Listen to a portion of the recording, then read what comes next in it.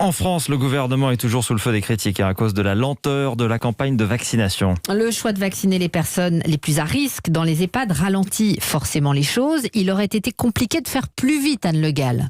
Oui, difficile de mettre la pression sur les familles pour obtenir un consentement. Le déstockage massif des doses de vaccins ne devait de toute façon pas se faire avant le 10 janvier.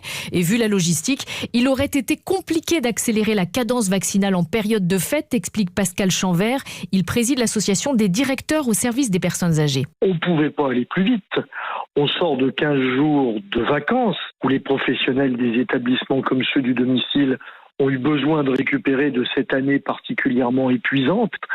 Les médecins libéraux eux-mêmes étaient aussi beaucoup à être en vacances à juste titre.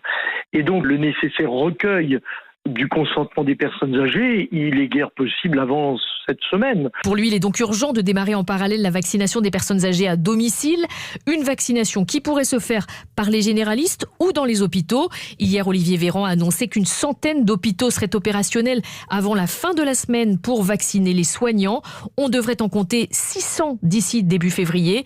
Il pourrait prendre le relais pour assurer avec les médecins de ville la vaccination des plus de 75 ans. Anne Le Gall.